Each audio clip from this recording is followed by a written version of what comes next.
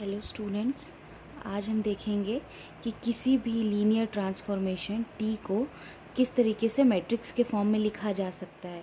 तो suppose that T कोई linear transformation है from vector space V U over F to vector space V over F, है ना। और यहाँ पे क्या है कि अगर ये कोई लीनियर ट्रांसफॉर्मेशन है और यदि u का कोई बेसिस है, सपोज़ b मान लेते हैं, उसमें अगर ये n डायमेंशन का है तो आप जानते हैं इसमें number of linearly independent factors कितने होंगे, n। और सपोज़ v, इसके बेसिस को हम v स्टार से डिनोट करते हैं। इसमें जो है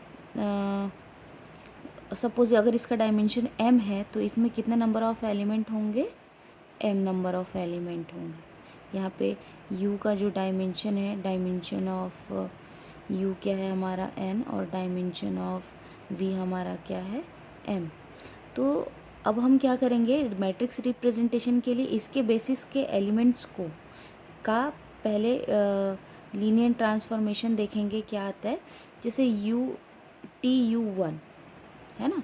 अब ये U1 इसके बेसिस का एलिमेंट है और TU1 इमेज सेट में चला गया, VF में चला गया। तो अब VF का हर मेंबर किसके लीनियर कॉम्बिनेशन में लिखा जाएगा, है ना, V1 V2 से लेके VM तक के। तो इसको हम इस तरीके से लिखते हैं A11 V1 plus A21 V2 plus, इस तरीके से लिखते जाएंगे A कहाँ तक जाएगा, m तक, AM1 VM। उस तरीके से इसके जो दूसरा एलिमेंट है TU2, इसके रिस्पेक्ट में भी हम लिखेंगे A12 V1 plus A22 V2 plus A32 V3 plus plus plus AM2 VM।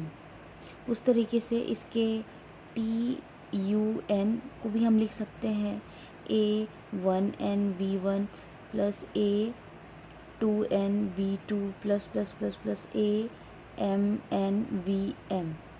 तो इस तरीके से जितने भी आपको यहाँ पे V1 V2 ये सब के जो कोफिशिएंट है, हम ट्रांसफॉर्मेशन कैसे लिखेंगे, ट्रांसफॉर्मेशन BB स्टार, इसको किस तरीके से लिखेंगे, जो इनके कोफिशिएंट है इस तरीके से जो लिखे गए हैं उनको हम एक कॉलम में लिखेंगे A11, यहाँ पे पहले A11, सेकंड नंबर पे A21, फिर इसके बाद जो आएगा A31, है ना, अप टू यहाँ पे कहाँ तक जाएगा AM1 तक ये। फिर सेकंड में क्या लिखेंगे, सेकंड में इसके कोफिशिएंट्स को लिखेंगे, इस TU2 के कोफिशिएंट्स को लिखेंगे A12 A22 A32 से लेके AM2। इस तरीके से हम यहाँ पे क्या लिखेंगे AM1 AM2 और फिर लास्ट में क्या आएगा हमारा AMN। ठीक है, तो ये हमारा कितने इसमें रो कितने हो गए हमारे m और कॉलम कितने हो गए हमारे n। तो इस तरीके से ये हमारा m क्रॉस n मैट्रिक्स बन गया।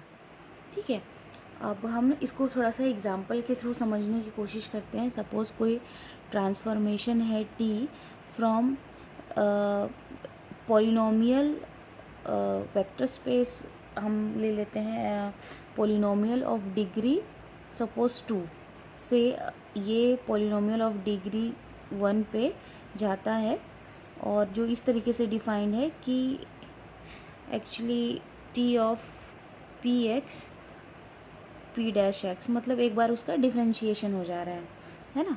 तो P2 के लिए हम स्टैंडर्ड बेसिस देखते हैं। P2 के लिए स्टैंडर्ड बेसिस हमारा क्या होगा, 1x² 3 डायमेंशन का होता है। P1 के लिए हमारा बेसिस क्या होगा, 1 और x होगा। तो T ऑफ 1, तो 1 का जो डिफ्रेंशिएशन होगा क्या आएगा, 0। तो 0 को इन दोनों के लीनियर कॉम्बिनेशन में लिखेंगे तो क्या लिखेंगे, 0 इंटू 1 प्लस 0 इंटू एक्स।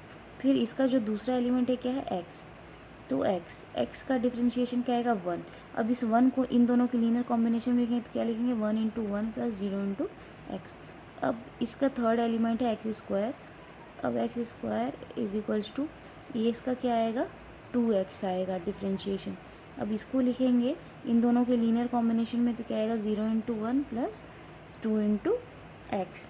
तो इस तरीके से जब आप इन दोनों बेसिस के रिस्पेक्ट में जब लीनियर ट्रांसफॉर्मेशन को आप कन्वर्ट करेंगे मैट्रिक्स में, तो क्या आएगा आपका 0 0 1 0 एंड 0 2। ये क्या हो जाएगा 2 × 3 का मैट्रिक्स।